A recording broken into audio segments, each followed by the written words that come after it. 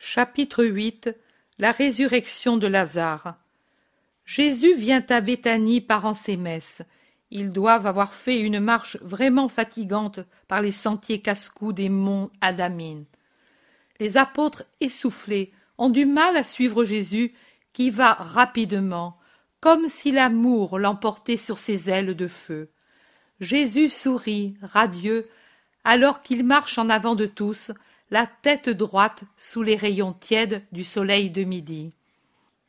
Avant qu'ils arrivent aux premières maisons de Béthanie, les voit un jeune garçon déchaussé qui va vers la fontaine près du village avec un broc de cuivre vide. Il pousse un cri, met le broc par terre et s'en va en courant de toute la vitesse de ses petites jambes vers le village. Certainement, il va prévenir que tu arrives, observe Jude Thaddée, après avoir souri, comme tous, de la résolution énergique du jeune garçon qui a même abandonné son broc à la merci du premier passant. La petite ville, vue ainsi d'auprès de la fontaine, qui est un peu en haut, paraît tranquille, comme déserte. Seule la fumée grise qui s'élève des cheminées indique que dans les maisons, les femmes sont occupées à préparer le repas de midi. Quelques grosses voix d'hommes parmi les oliviers et les vergers, vastes et silencieux, avertit que les hommes sont au travail. Malgré cela, Jésus préfère prendre un petit chemin qui passe en arrière du village pour pouvoir arriver chez Lazare sans attirer l'attention des habitants. Ils sont presque à moitié route quand ils entendent derrière eux le jeune garçon de tout à l'heure qui les dépasse en courant et puis s'arrête au milieu de la route pour, pensif, regarder Jésus. « Paix à toi, petit Marc, tu as eu peur de moi, que tu t'es enfui ?» demande Jésus en le caressant. « Moi, non, Seigneur, je n'ai pas eu peur, mais comme pendant plusieurs jours, Marthe et Marie ont envoyé des serviteurs sur les routes qui viennent ici pour voir si tu venais, maintenant que je t'ai vu, je suis accouru pour dire que tu venais. Tu as bien fait. Les sœurs vont préparer leur cœur à me voir. Non, Seigneur, les sœurs ne vont rien se préparer, car elles ne savent rien. Ils n'ont pas voulu que je le dise. Ils m'ont pris quand j'ai dit en entrant dans le jardin « Il y a le rabbi !» et ils m'ont chassé dehors en disant « Tu es un menteur ou un sot !» Lui, désormais, ne vient plus, car il est certain désormais qu'il ne peut pas faire le miracle. Et comme je disais que c'était bien toi, ils m'ont donné 2 gifles, comme je n'en avais encore jamais reçu. Regarde ici mes joues rouges, elles me brûlent.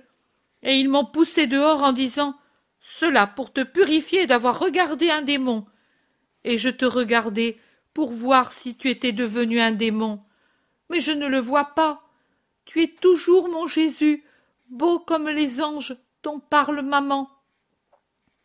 Jésus se penche pour baiser ses petites joues souffletées en disant « Ainsi va passer la démangeaison. Je suis peiné que tu aies souffert pour moi. Moi non, Seigneur, car ces gifles m'ont valu 2 baisers de toi. » Et il s'attache en espérant d'autres.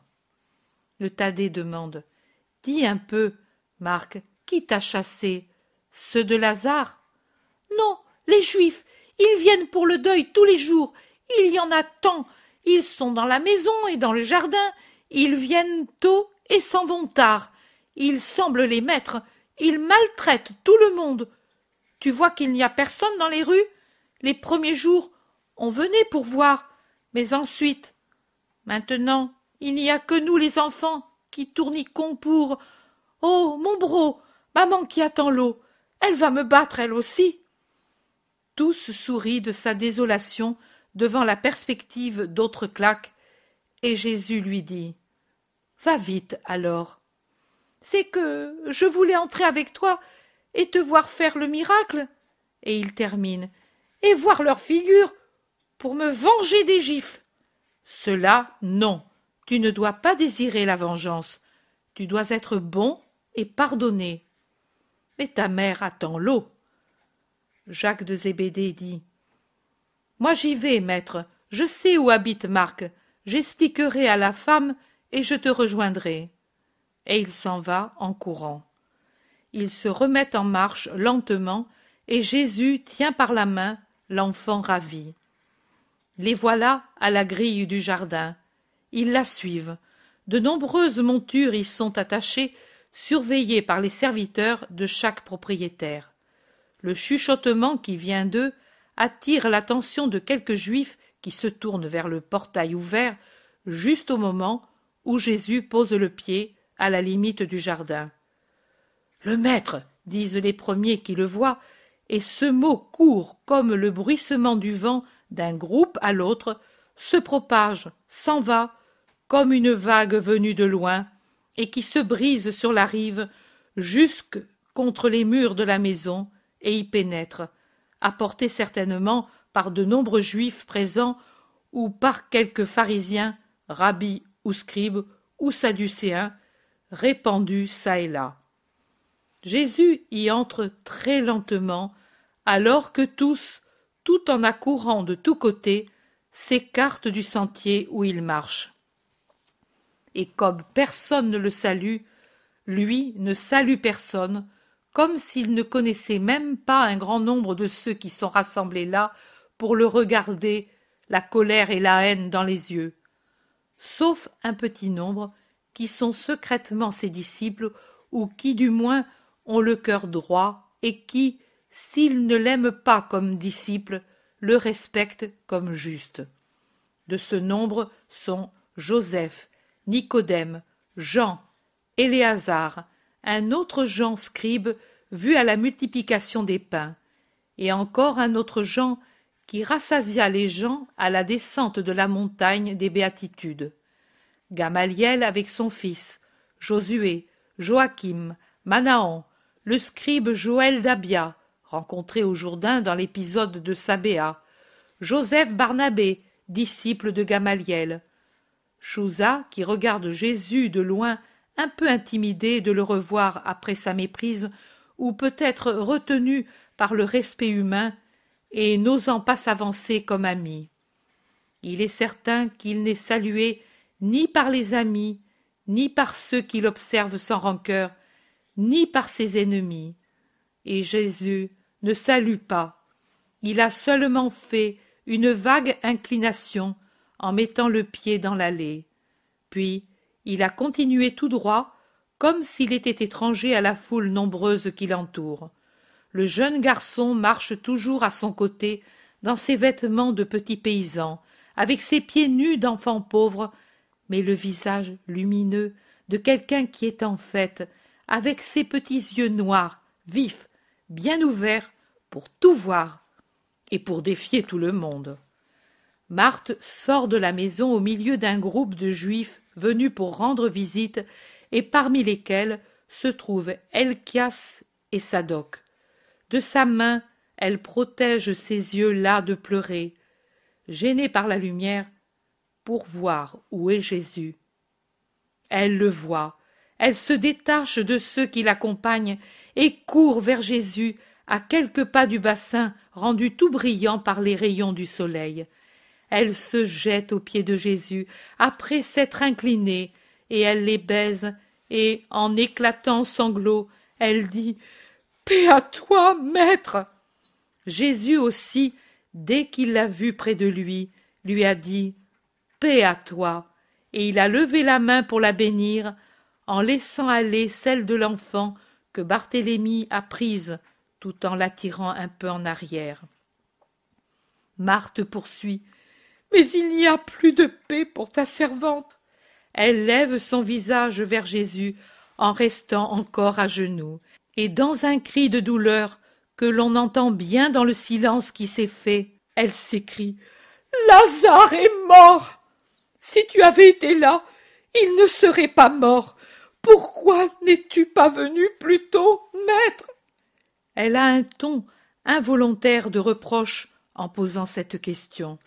Puis elle revient au ton accablé de quelqu'un qui n'a plus la force de faire des reproches et dont l'unique réconfort est de rappeler les dernières actions et les derniers désirs d'un parent auquel on a cherché à donner ce qu'il désirait et pour qui on n'a pas de remords dans le cœur.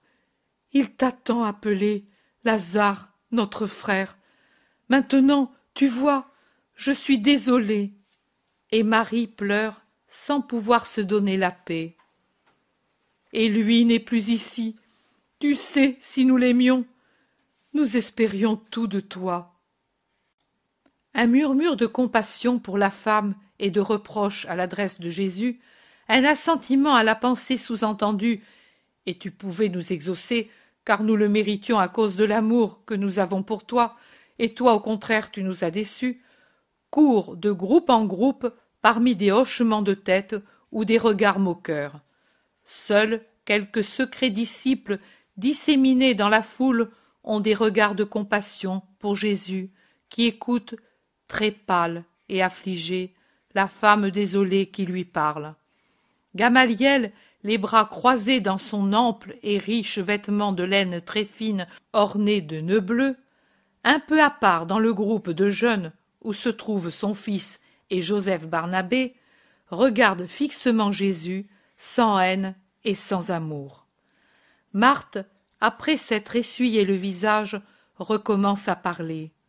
« Mais même maintenant, j'espère, car je sais que tout ce que tu demanderas à ton Père te sera accordé. » Une douloureuse, héroïque profession de foi, dite d'une voix que les larmes font trembler, avec un regard qui tremble d'angoisse, avec l'ultime espérance qui lui tremble dans le cœur. « Ton frère ressuscitera. Lève-toi, Marthe. » Marthe se lève tout en restant courbée en vénération devant Jésus, auquel elle répond « Je le sais, maître, il ressuscitera au dernier jour. »« Je suis la résurrection et la vie. Quiconque croit en moi, même s'il est mort, vivra. Et celui qui croit et vit en moi ne mourra pas éternellement. Crois-tu tout cela ?» Jésus, qui d'abord avait parlé d'une voix plutôt basse, uniquement à Marthe, élève la voix pour dire ces phrases où il proclame sa puissance de Dieu, et son timbre parfait résonne comme une trompette d'or dans le vaste jardin. Un frémissement presque d'épouvante secoue l'assistance, mais ensuite certains raillent en secouant la tête. Marthe, à laquelle Jésus semble vouloir transfuser une espérance de plus en plus forte, en tenant la main appuyée sur son épaule, lève son visage qu'elle gardait penché. Elle le lève vers Jésus, en fixant ses yeux affligés dans les lumineuses pupilles du Christ, et serrant ses mains sur sa poitrine, elle répond avec une angoisse différente. « Oui, Seigneur, je crois cela, je crois que tu es le Christ, le Fils du Dieu vivant, venu dans le monde, et que tu peux tout ce que tu veux. Je crois. Maintenant je vais prévenir Marie. » Et elle s'éloigne rapidement en disparaissant dans la maison. Jésus reste où il était, ou plutôt il fait quelques pas en avant et s'approche du parterre qui entoure le bassin.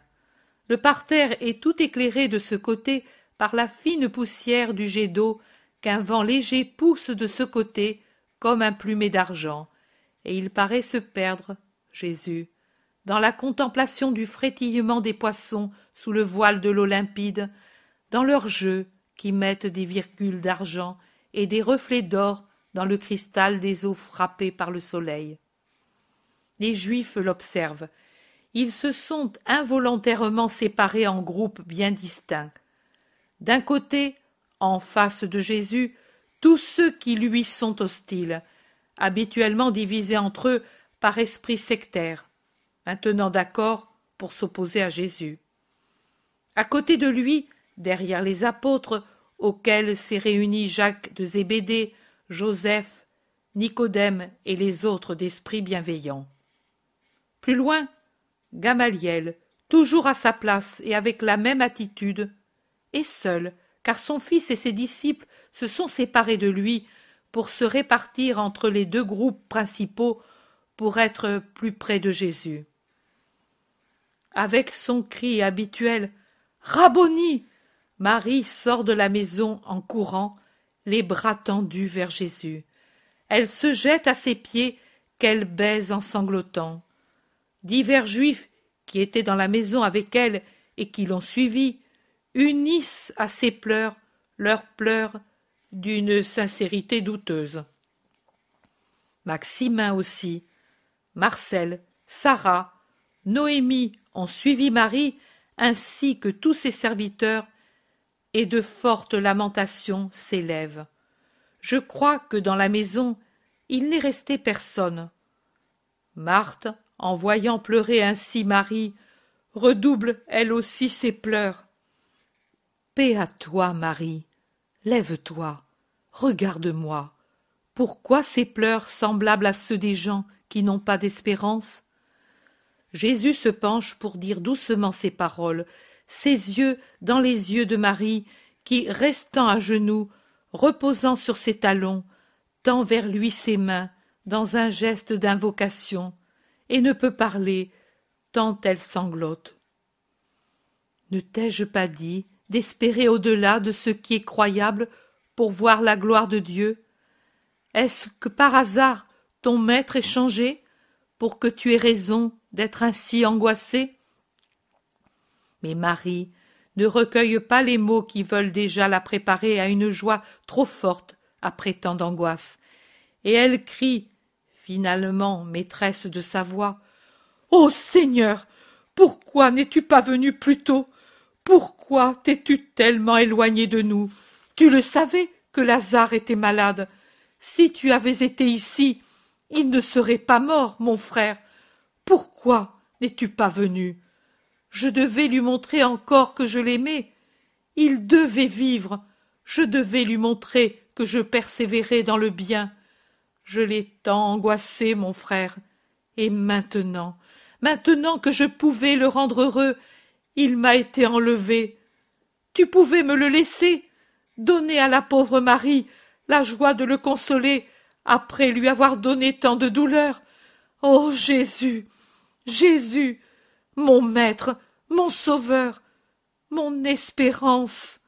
Et elle s'abat de nouveau, le front sur les pieds de Jésus, qui se trouve de nouveau lavé par les pleurs de Marie. Et elle gémit. Pourquoi as-tu fait cela, ô Seigneur? Même à cause de ceux qui te haïssent et se réjouissent de ce qui arrive. Pourquoi as-tu fait cela, Jésus? Mais il n'y a pas de reproche dans le ton de la voix de Marie comme dans celui de Marthe. Il y a seulement l'angoisse de quelqu'une qui, outre sa douleur de sœur, a aussi celle d'une disciple qui sent amoindrie dans le cœur d'un grand nombre l'opinion de son maître.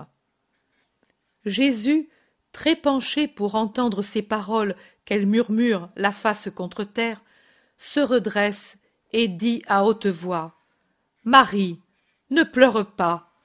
Ton maître aussi souffre de la mort de l'ami fidèle, car il a dû le laisser mourir. Oh, quelle raillerie et quel regard de joie livide il y a sur les visages des ennemis du Christ.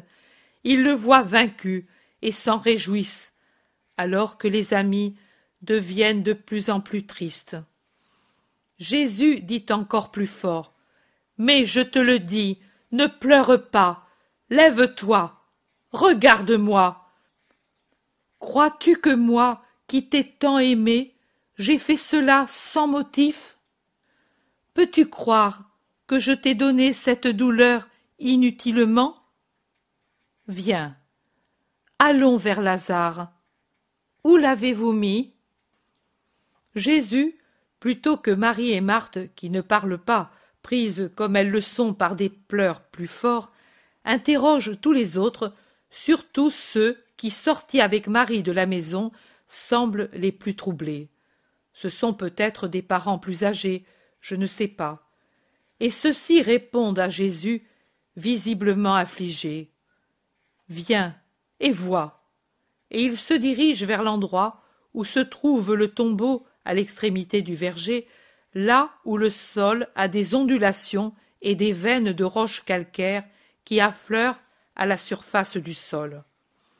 Marthe, à côté de Jésus qui a forcé Marie à se lever et qui l'a conduit, car elle est aveuglée par ses larmes, montre de la main à Jésus où se trouve Lazare, et quand ils sont près de l'endroit, elle dit aussi « C'est ici, maître, que ton ami est enseveli », et elle indique la pierre posée obliquement à l'entrée du tombeau. Jésus, pour s'y rendre, suivi de tout le monde, a dû passer devant Gamaliel, mais ils ne se sont pas salués. Ensuite, Gamaliel s'est uni aux autres en s'arrêtant comme tous les pharisiens les plus rigides à quelques mètres du tombeau, alors que Jésus s'avance tout près avec les sœurs, Maximin et ceux qui sont peut-être des parents. Jésus contemple la lourde pierre qui sert de porte au tombeau et forme un lourd obstacle entre lui et l'ami éteint. Et il pleure. Les larmes des sœurs redoublent, et de même celles des intimes et familiers. « Enlevez cette pierre !» crie Jésus tout d'un coup, après avoir essuyé ses larmes.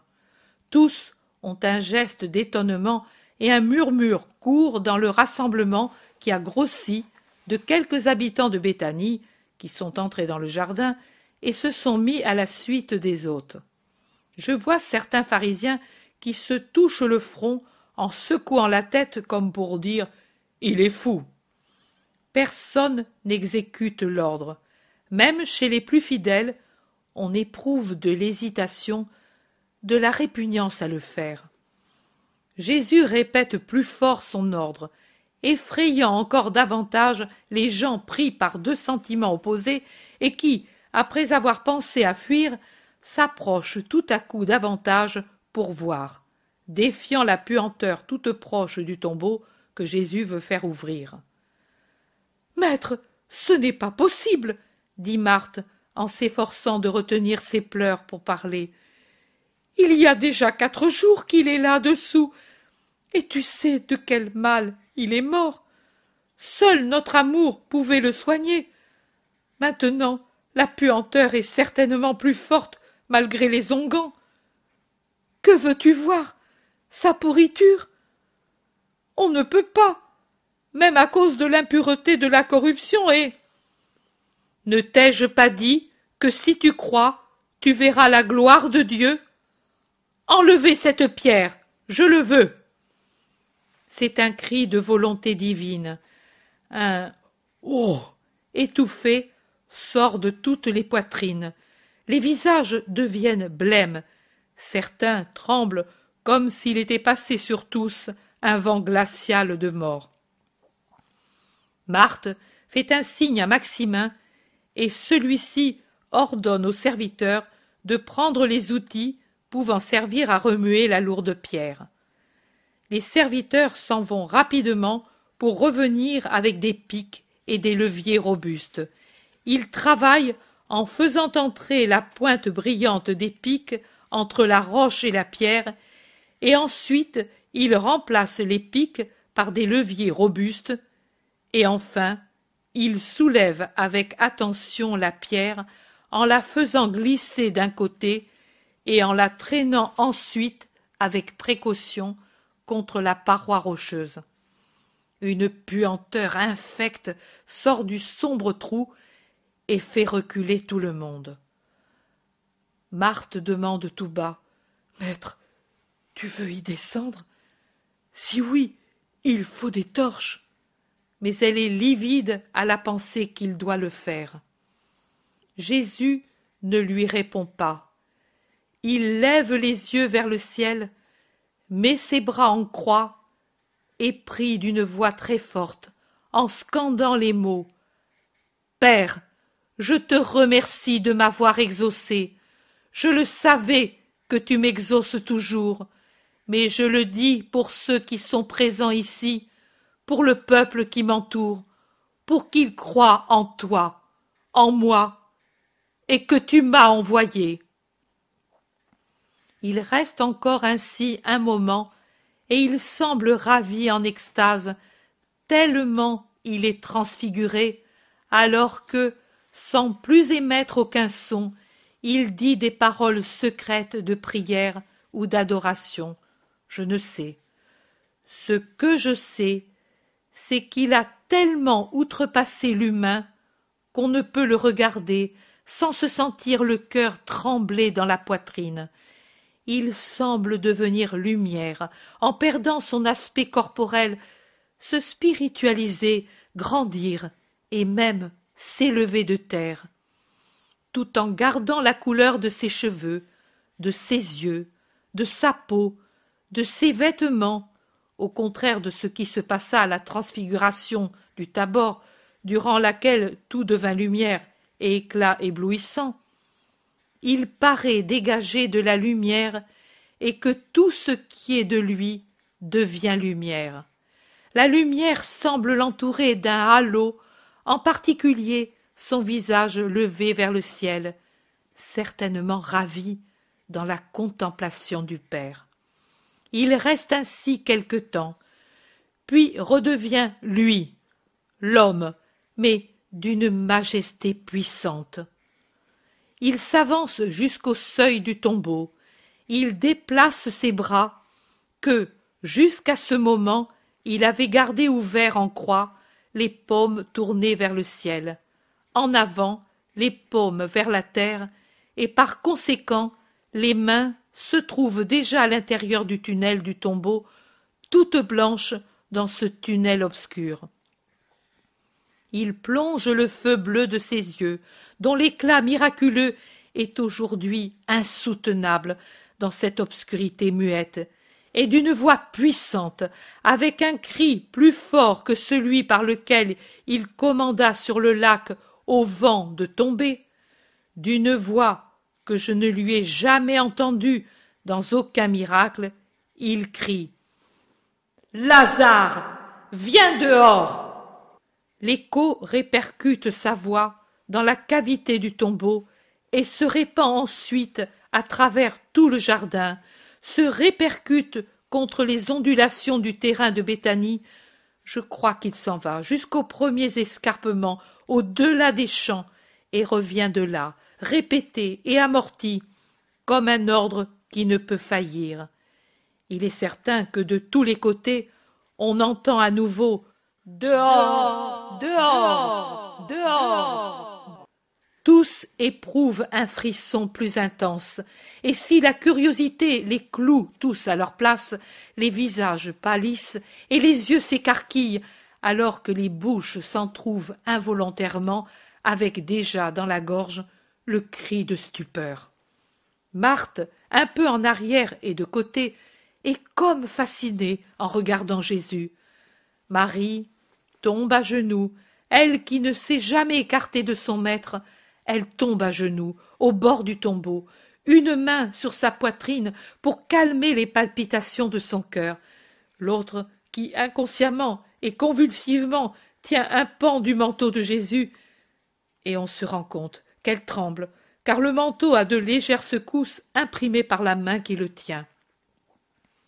Quelque chose de blanc semble émerger du plus profond du souterrain. C'est d'abord une petite ligne convexe, puis elle fait place à une forme ovale, puis à l'ovale se substituent des lignes plus amples, plus longues, de plus en plus longues, et celui qui était mort, serré dans ses bandes, avance lentement, toujours plus visible, fantomatique, impressionnant. Jésus recule, recule insensiblement, mais continuellement, à mesure que Lazare avance. La distance entre les deux reste donc la même. Marie est contrainte de lâcher le pan du manteau, mais elle ne bouge pas de l'endroit où elle est. La joie, l'émotion, tout la cloue à l'endroit où elle était. Un « oh !» de plus en plus net sort des gorges d'abord fermées par la douleur de l'attente. C'est d'abord un murmure à peine distinct qui se change en voix, et la voix devient un cri puissant. Lazare est désormais au bord du tombeau, et il s'arrête là, raide, muet, semblable à une statue de plâtre à peine ébauchée et donc informe, une longue chose, mince à la tête, mince aux jambes, plus large au tronc, macabre comme la mort elle-même, spectrale dans la blancheur des bandes contre le fond sombre du tombeau. Au soleil qui l'enveloppe, les bandes paraissent çà et là laisser couler la pourriture.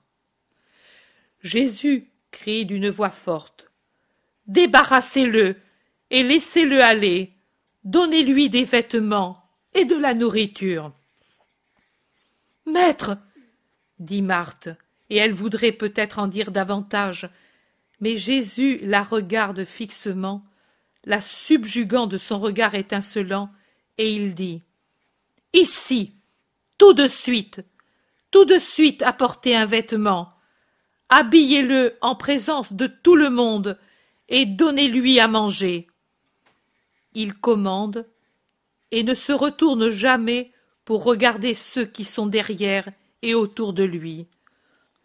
Son œil regarde seulement Lazare, Marie, qui est près du ressuscité sans souci de la répulsion que donnent à tous les bandes souillées, et Marthe, qui halète comme si son cœur allait éclater et qui ne sait si elle doit crier sa joie ou pleurer. Les serviteurs se hâtent d'exécuter les ordres.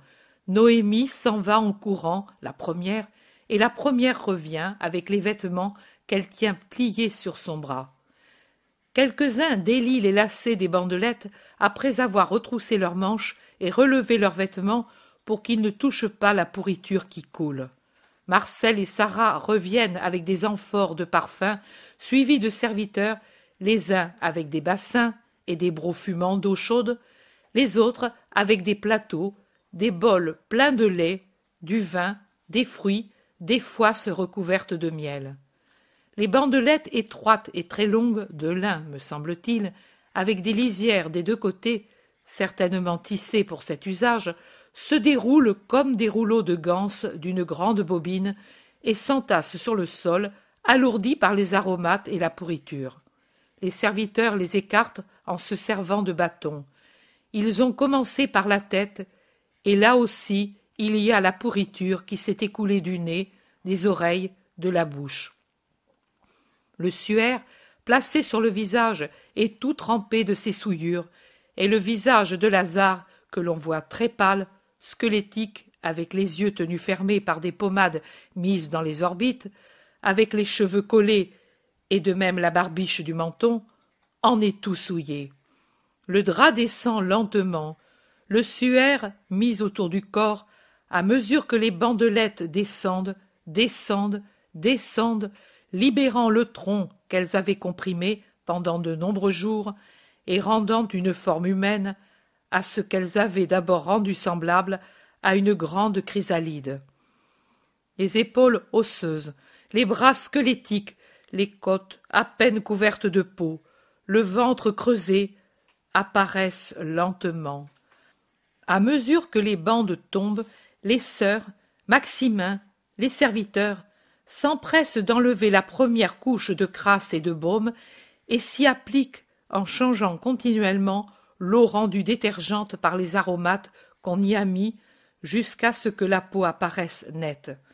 Lorsqu'on a dégagé le visage de Lazare et qu'il peut regarder, il dirige son regard vers Jésus avant même de regarder ses sœurs.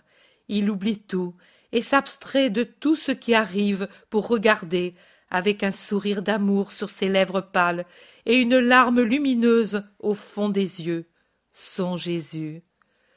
Jésus aussi lui sourit et a une lueur de larmes dans le coin de l'œil. Mais, sans parler, il dirige le regard de Lazare vers le ciel. Lazare comprend et remue les lèvres dans une prière silencieuse. Marthe croit qu'il veut dire quelque chose sans avoir encore de voix, et elle demande: « Que me dis-tu, mon Lazare ?» « Rien, Marthe, je remerciais le Très-Haut. » La prononciation est assurée, la voix forte. Les gens poussent de nouveau un « Oh !» étonné. Désormais ils l'ont dégagé jusqu'aux hanches, libéré et propre, et ils peuvent le revêtir de la tunique courte, une sorte de chemisette qui dépasse l'aine pour retomber sur les cuisses. On le fait asseoir pour dégager ses jambes et les laver. Quand elles apparaissent, Marthe et Marie poussent un grand cri en montrant les jambes et les bandelettes. Sur les bandelettes qui serraient les jambes et sur le suaire posé par-dessous, les écoulements purulents sont si abondants qu'ils forment des grosses gouttes sur les toiles.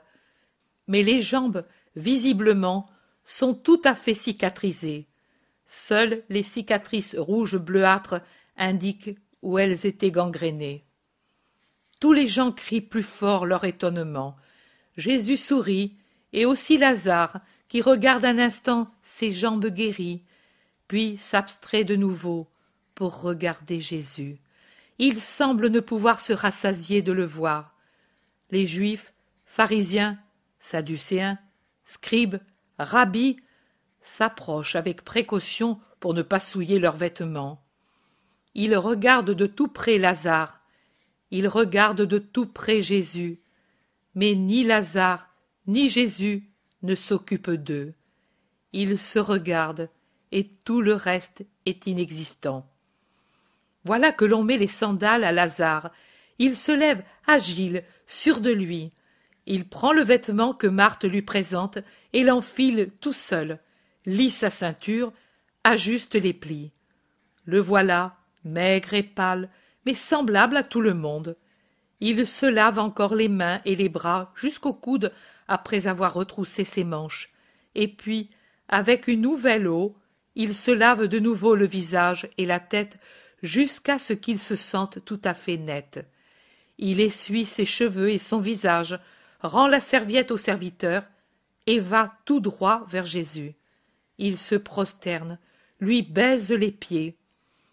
Jésus se penche, le relève, le serre contre son cœur en lui disant « Bien revenu, mon ami, que la paix soit avec toi et la joie.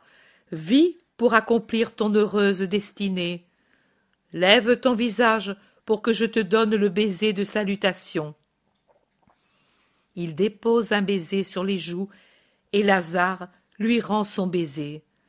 C'est seulement après avoir vénéré et embrassé le maître que Lazare parle à ses sœurs et les embrasse. Puis il embrasse Maximin et Noémie qui pleurent de joie, et certains autres dont je crois qu'ils lui sont apparentés ou amis très intimes. Puis il embrasse Joseph, Nicodème, Simon le Zélote et quelques autres.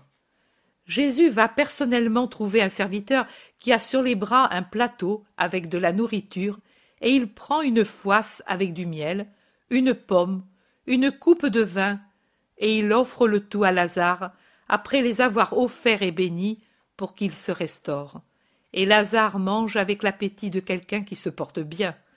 Tout le monde pousse encore un « oh » d'étonnement. Jésus semble ne voir que Lazare, mais en réalité, il observe tout et tout le monde.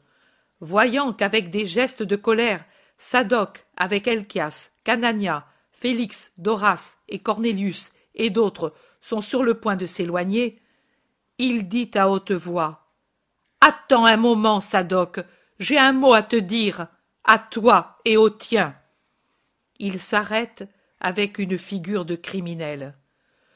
Joseph d'Arimathie fait un geste effaré et fait signe aux zélotes de retenir Jésus.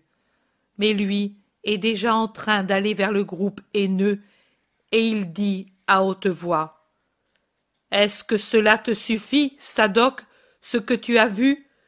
Tu m'as dit un jour que pour croire tu avais besoin, toi et tes pareils, de voir recomposer, en bonne santé, un homme décomposé. Es-tu rassasié de la putréfaction que tu as vue? Es-tu capable de reconnaître que Lazare était mort et que maintenant il est vivant et sain comme il ne l'était pas depuis des années? Je le sais, vous êtes venus ici pour les tenter, pour mettre en eux plus de douleur et le doute. Vous êtes venu ici pour me chercher, espérant me trouver caché dans la pièce du mourant.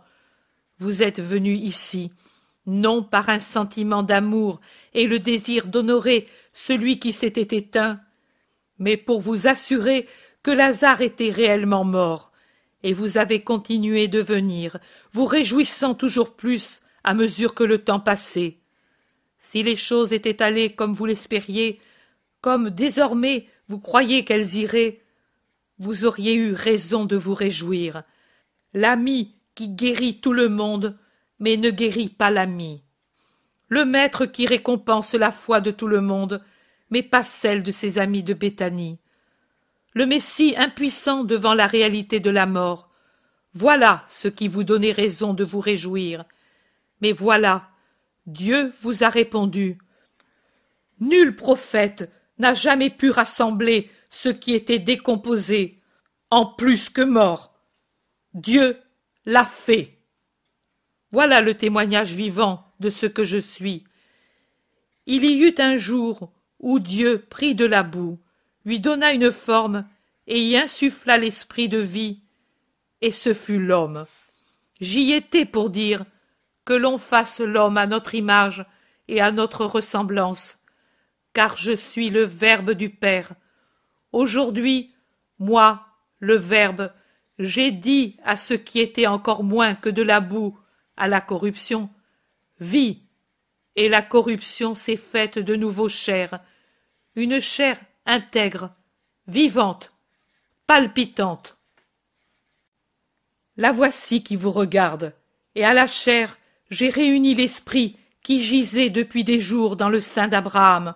Je l'ai rappelé par ma volonté, car je puis tout, moi, le vivant, moi, le roi des rois, auquel sont soumises toutes les créatures et toutes les choses. Maintenant, que me répondez-vous? Il est devant eux, grand, fulgurant de majesté, vraiment juge et Dieu. Ils ne répondent pas. Lui insiste. Ce n'est pas encore assez pour croire, pour accepter l'inéluctable? Sadoc dit. Tu n'as tenu qu'une partie de la promesse, ce n'est pas le signe de Jonas. Vous aurez aussi celui-là, j'ai promis, et je tiendrai ma promesse, dit le Seigneur. Un autre présent ici attend un autre signe, et il aura. Et comme c'est injuste, il l'acceptera. Vous, non. Vous resterez ce que vous êtes. Il fait un demi-tour sur lui-même, et il voit Simon le Sanédriste, fils d'Eliana. Il le fixe.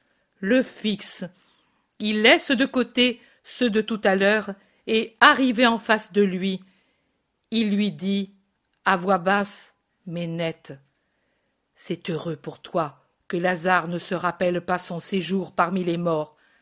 Qu'as-tu fait de ton père, Caïn ?» Simon s'enfuit en poussant un cri de peur qui se change en un hurlement de malédiction. « Sois maudit, Nazaréen !» À laquelle Jésus répond, « Ta malédiction monte vers le ciel, et du ciel le Très-Haut te la renvoie. Tu es marqué du signe, ô malheureux !» Il revient en arrière parmi les groupes étonnés, presque effrayés. Il rencontre Gamaliel qui se dirige vers la route. Il le regarde et Gamaliel le regarde. Jésus lui dit sans s'arrêter, « Tiens-toi prêt, ô Rabbi, le signe viendra bientôt, je ne mens jamais. » Le jardin se vide lentement. Les Juifs sont abasourdis, mais la plupart giclent de la colère par tous leurs pores. Si leur regard pouvait le réduire en cendres, Jésus serait complètement pulvérisé. Ils parlent, discutent entre eux en s'en allant, si bouleversés maintenant par leur défaite qu'ils ne peuvent plus cacher sous une apparence hypocrite d'amitié le but de leur présence à cet endroit. Ils s'en vont sans saluer ni Lazare ni ses sœurs. Il reste en arrière certains qui ont été conquis au Seigneur par le miracle. Parmi eux, se trouve Joseph Barnabé, qui se jette à genoux devant Jésus et l'adore. Un autre est le scribe Joël d'Abia, qui fait la même chose avant de partir à son tour, et d'autres encore que je ne connais pas, mais qui doivent être influents. Pendant ce temps, Lazare, entouré de ses plus intimes, s'est retiré dans la maison. Joseph, Nicodème et les autres bons saluent Jésus et s'en vont. Partent avec de profondes salutations les Juifs qui étaient restés auprès de Marthe et Marie. Les serviteurs ferment la grille. La maison redevient tranquille. Jésus regarde autour de lui. Il voit de la fumée et des flammes au fond du jardin, dans la direction du tombeau. Jésus, seul, debout au milieu d'un sentier, dit « La putréfaction qui va être annulée par le feu, la putréfaction de la mort, mais celle des cœurs, de ces cœurs, aucun feu ne l'annulera, pas même le feu de l'enfer, elle sera éternelle. Quelle horreur! Plus que la mort, plus que la corruption. Mais qui te sauvera, ô humanité, si tu aimes tant d'être corrompu? Tu veux être corrompu, et moi j'ai arraché au tombeau un homme par une seule parole, et avec un flot de paroles et de douleurs, je ne pourrai arracher au péché l'homme, les hommes, des millions d'hommes. Il s'assoit et avec ses mains se couvre le visage, accablé. Un serviteur qui passe le voit. Il va à la maison. Peu après, Marie sort de la maison. Elle va trouver Jésus, légère, comme si elle ne touchait pas le sol. Elle s'approche, lui dit doucement « Rabboni, tu es là, viens, ô mon Seigneur. Tes apôtres fatigués sont allés dans l'autre maison. Tous, sauf Simon le Zélote. Tu pleures, maître, pourquoi? Elle s'agenouille aux pieds de Jésus, l'observe. Jésus la regarde, il ne répond pas. Il se lève et se dirige vers la maison, suivi de Marie. Ils entrent dans une salle. Lazare n'y est pas, ni non plus le Zélote, mais il y a Marthe, heureuse, transfigurée par la joie. Elle s'adresse à Jésus pour expliquer « Lazare est allé au bain pour se purifier encore. Ô maître, maître, que te dire ?» Elle l'adore de toute elle-même. Elle remarque la tristesse de Jésus et elle dit « Tu es triste, Seigneur? Tu n'es pas heureux que Lazare ?» Il lui vient un soupçon. « Oh, tu es réservé avec moi. J'ai péché, c'est vrai. » Marie dit « Nous avons péché, ma sœur. »« Non, pas toi. Oh, maître, Marie n'a pas péché. Marie a su obéir. Moi seule ai désobéi. Je t'ai envoyé appeler parce que je ne pouvais plus les entendre insinuer que tu n'étais pas le Messie, le Seigneur. Et je ne pouvais plus le voir souffrir. Lazare te désirait tant, il t'appelait tant. Pardonne-moi, Jésus. » « Et toi, tu ne parles pas, Marie ?» demande Jésus. « Maître, moi, je n'ai souffert alors que comme femme. Je souffrais parce que... Marthe, jure ici, devant le Maître, que jamais, jamais tu ne parleras à Lazare de son délire. Mon Maître, je t'ai connu tout à fait, ô divine miséricorde, dans les dernières heures de Lazare. Ô mon Dieu, mais comme tu m'as aimé, toi qui m'as pardonné, toi, Dieu, toi, pur, toi, si mon frère qui pourtant m'aime, mais qui est homme, seulement homme, au fond de son cœur, ne m'a pas tout pardonné. Non, je m'exprime mal, il n'a pas oublié mon passé, et quand la faiblesse de la mort a émoussé en lui sa bonté que je croyais oublieuse du passé, il a crié sa douleur, son indignation pour moi. Oh, Marie pleure. Ne pleure pas, Marie. Dieu t'a pardonné et a oublié. L'âme de Lazare aussi a pardonné et a oublié, a voulu oublier. L'homme n'a pas pu tout oublier, et quand la chair a dominé par son dernier spasme la volonté affaiblie, l'homme a parlé. Je n'en éprouve pas d'indignation, Seigneur.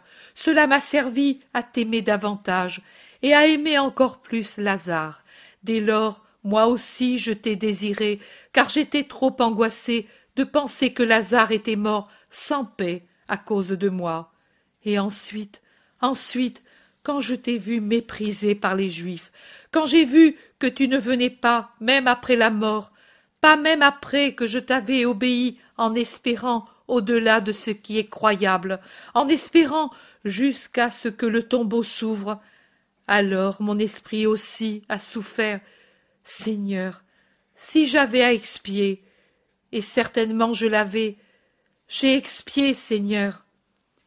Pauvre Marie, je connais ton cœur, tu as mérité le miracle, et que cela t'affermisse dans ton espérance et ta foi. Mon maître, j'espérerai et je croirai toujours désormais, je ne douterai plus, jamais plus, Seigneur. Je vivrai de foi. Tu m'as donné la capacité de croire ce qui est incroyable. Jésus demande: Et toi, Marthe, as-tu appris? Non, pas encore. Tu es ma Marthe, mais tu n'es pas encore ma parfaite adoratrice. Pourquoi agis-tu au lieu de contempler? C'est plus sain, tu vois? Ta force, parce qu'elle était trop tournée vers les choses terrestres, a cédé à la constatation de faits terrestres qui semblent parfois sans remède.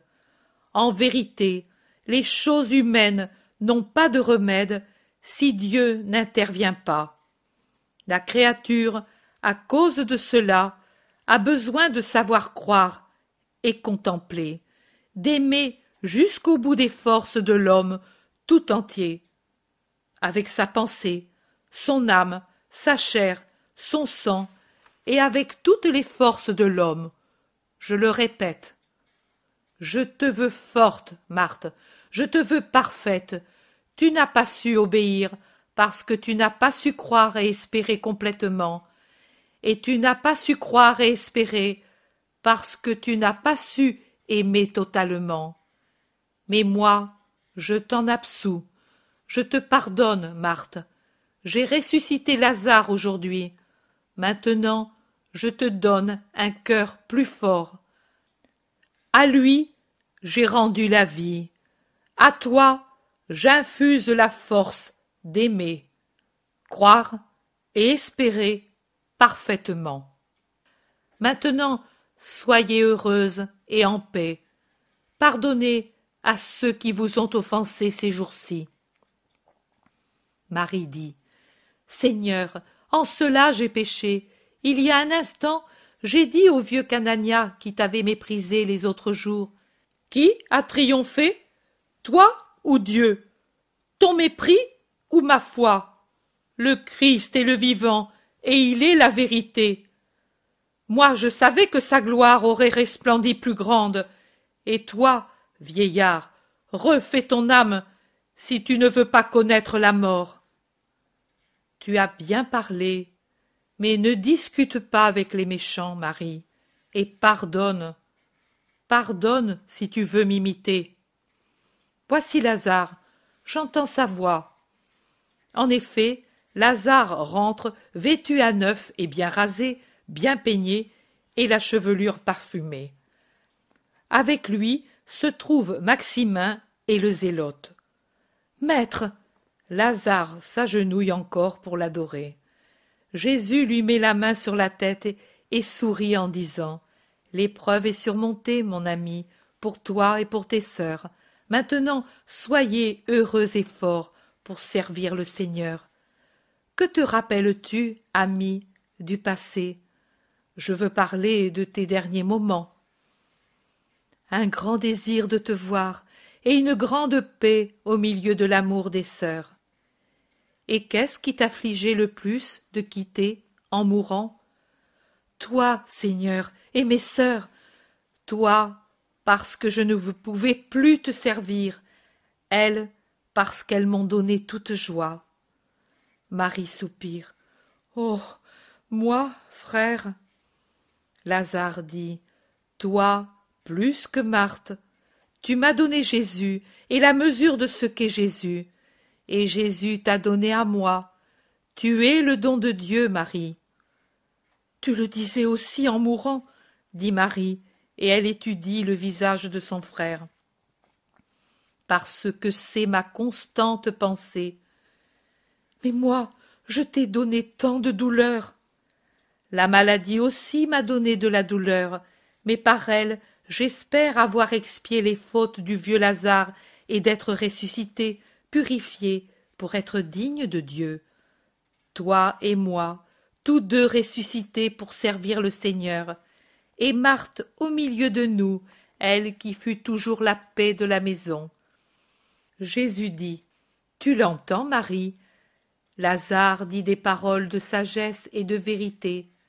Maintenant, je me retire et vous laisse à votre joie.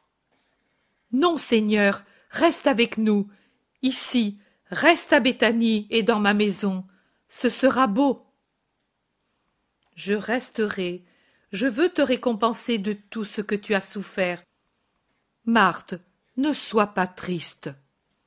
Marthe pense m'avoir affligée, mais ma peine n'est pas autant pour vous que pour ceux qui ne veulent pas se racheter.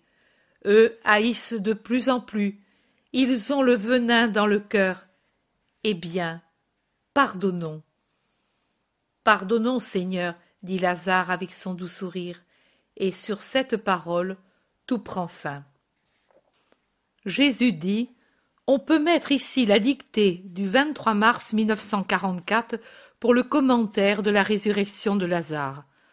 En marge de la résurrection de Lazare et en rapport avec une phrase de saint Jean. Jésus dit, dans l'évangile de Jean, comme on le lit désormais depuis des siècles, il est écrit « Jésus n'était pas encore entré dans le village de Béthanie. » Jean, chapitre 9, verset 30. Pour prévenir toutes objections possibles, je fais remarquer que, entre cette phrase et celle de l'œuvre, que je rencontrai Marthe à quelques pas du bassin dans le jardin de Lazare, il n'y a pas de contradiction de fait, mais seulement de traduction et de description. Béthanie appartenait pour les 3/4 à Lazare, de même que Jérusalem lui appartenait en grande partie. Mais parlons de Béthanie. Comme elle appartenait pour les 3/4 à Lazare, on pouvait dire Béthanie de Lazare. Par conséquent, le texte ne serait pas erroné, même si j'avais rencontré Marthe dans le village ou à la fontaine, comme certains veulent dire. Mais en réalité, je n'étais pas entré dans le village pour éviter qu'accourent les Béthanites, tous hostiles aux gens du Sanhédrin. J'étais passé en arrière de Béthanie pour rejoindre la maison de Lazare, qui était à l'extrémité opposée pour qui entrait à Béthanie par Ansémès. Justement pour cela, Jean dit que Jésus n'était pas encore entré dans le village, et avec autant de justesse, le petit Jean dit que je m'étais arrêté près du bassin, fontaine pour les Hébreux, déjà dans le jardin de Lazare, mais encore très loin de la maison. Que l'on considère en outre que, durant le temps du deuil et de l'impureté, ce n'était pas encore le 7e jour après la mort, les sœurs ne sortaient pas de la maison. C'est donc dans l'enceinte de leur propriété qu'est arrivée la rencontre. Notez que le petit Jean parle de la venue des Béthanites dans le jardin, seulement quand déjà Jordan d'enlever la pierre. Auparavant, Béthanie ne savait pas que j'étais à Béthanie, et c'est seulement quand le bruit s'en est répandu qu'ils sont accourus chez Lazare. Chapitre 9. Réflexion sur la résurrection de Lazare. Jésus dit: J'aurais pu intervenir à temps pour empêcher la mort de Lazare, mais je n'ai pas voulu le faire.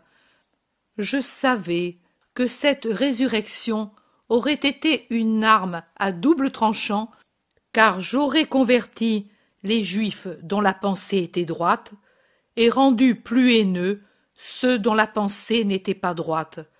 De ceci, et après ce dernier coup de ma puissance, serait venue ma sentence de mort. Mais j'étais venu pour cela, et désormais l'heure était mûre pour que cela s'accomplisse. J'aurais pu aussi accourir tout de suite, mais j'avais besoin de persuader par la résurrection d'une putréfaction déjà avancée les incrédules plus obstinés. Et mes apôtres aussi, qui, destinés à porter ma foi dans le monde, avaient besoin de posséder une foi soutenue par des miracles de première grandeur. Chez les apôtres, il y avait tant d'humanité, je l'ai déjà dit. Ce n'était pas un obstacle insurmontable, c'était au contraire une conséquence logique de leur condition d'hommes appelés à m'appartenir à un âge déjà adulte.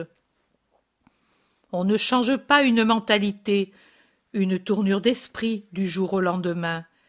Et moi, dans ma sagesse, je n'ai pas voulu choisir et éduquer des enfants et les faire grandir selon ma pensée pour en faire mes apôtres.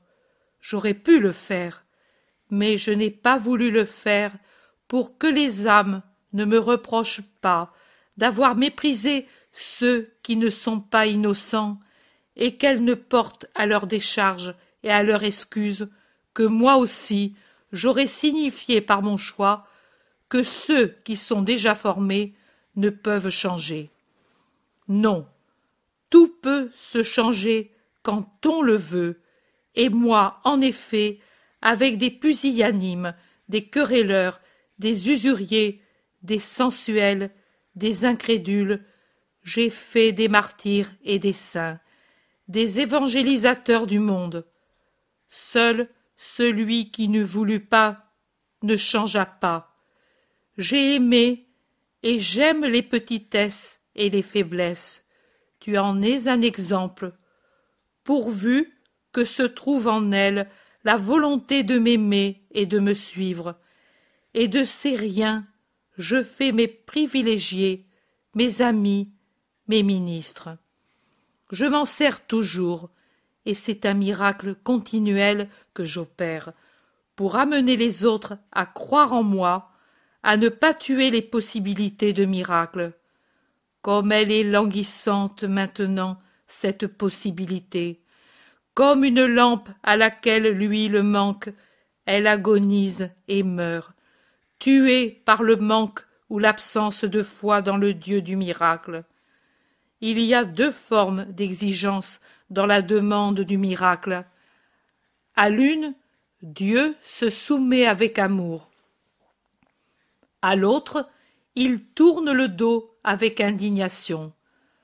La première est celle qui demande, comme j'ai enseigné à demander, sans défiance et sans découragement, et qui ne pense pas que Dieu ne puisse pas l'écouter, parce que Dieu est bon, et que celui qui est bon exauce, parce que Dieu est puissant et peut tout.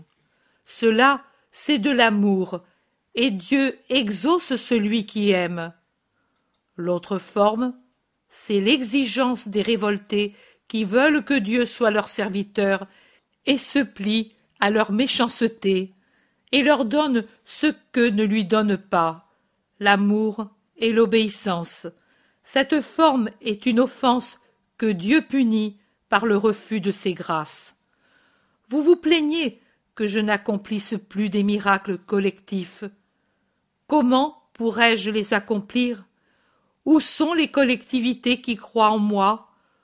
Où sont les vrais croyants? Combien y a-t-il de vrais croyants dans une collectivité? Comme des fleurs qui survivent dans un bois brûlé par un incendie, je vois de temps à autre un esprit croyant. Le reste, Satan l'a brûlé par ses doctrines, et il les brûlera de plus en plus. Je vous prie, pour vous conduire surnaturellement, de garder présente à vos esprits ma réponse à Thomas. On ne peut être mes vrais disciples si on ne sait pas donner à la vie humaine le poids qu'elle mérite en tant que moyen pour conquérir la vraie vie et non en tant que fin. Celui qui voudra sauver sa vie en ce monde perdra la vie éternelle. Je l'ai dit et je le répète. Que sont les épreuves? La nuée qui passe. Le ciel reste et vous attend au-delà de l'épreuve. Moi, j'ai conquis le ciel pour vous par mon héroïsme. Vous devez m'imiter. L'héroïsme n'est pas réservé seulement à ceux qui doivent connaître le martyre. La vie chrétienne est un perpétuel héroïsme, car c'est une lutte perpétuelle contre le monde, le démon et la chair. Je ne vous force pas à me suivre, je vous laisse libre, mais je ne veux pas d'hypocrite. Ou bien avec moi et comme moi, ou bien contre moi. Bien sûr, vous ne pouvez me tromper. Moi, vous ne pouvez pas me tromper. Et moi, je ne fais pas d'alliance avec l'ennemi.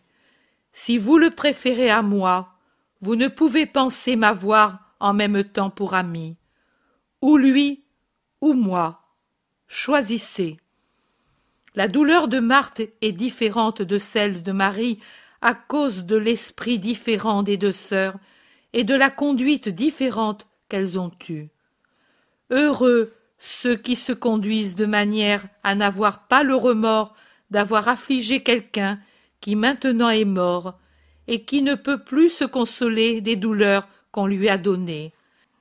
Mais encore plus heureux celui qui n'a pas le remords d'avoir affligé son Dieu, moi, Jésus, et qui ne craint pas de me rencontrer, mais au contraire soupire après ma rencontre, quand le rêve anxieux de toute sa vie est enfin atteint.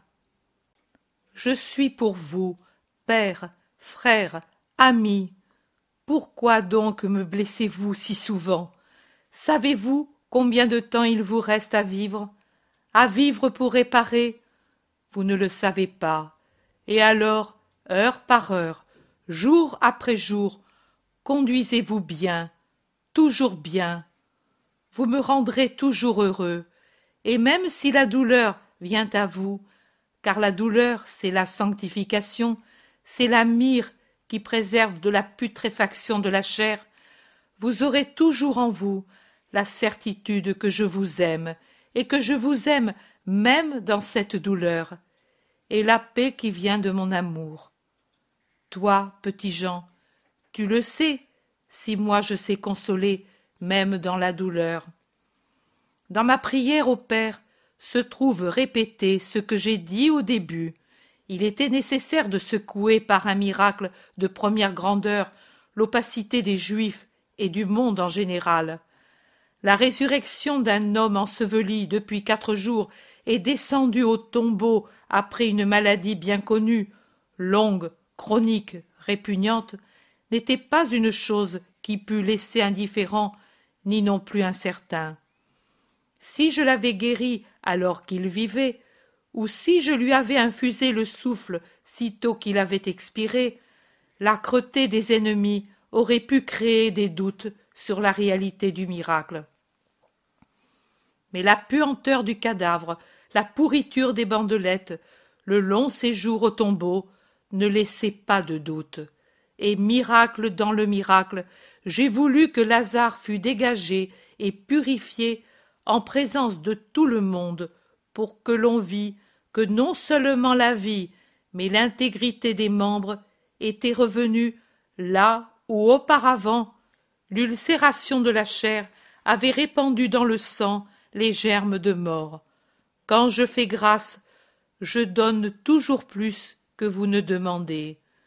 J'ai pleuré devant la tombe de Lazare, et on a donné à ces pleurs tant de noms. Pourtant, Sachez que les grâces s'obtiennent par la douleur mêlée à une foi assurée dans l'Éternel. J'ai pleuré, non pas tant à cause de la perte de l'ami et de la douleur de ses sœurs, que parce que, comme un fond qui se soulève, ont affleuré à cette heure plus vive que jamais, trois idées qui, comme trois clous, m'avaient toujours enfoncé leur pointe dans le cœur. La constatation de la ruine que Satan avait apportée à l'homme en l'amenant au mal, ruine dont la condamnation humaine était la douleur et la mort physique, emblème et image vivante de la mort spirituelle, que la faute donne à l'âme en la plongeant, elle, reine destinée à vivre dans le royaume de la lumière, dans les ténèbres infernales.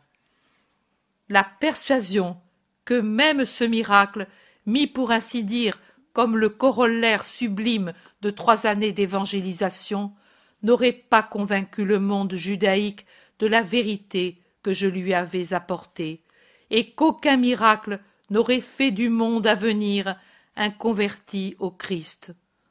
Ô douleur d'être près de mourir pour un si petit nombre!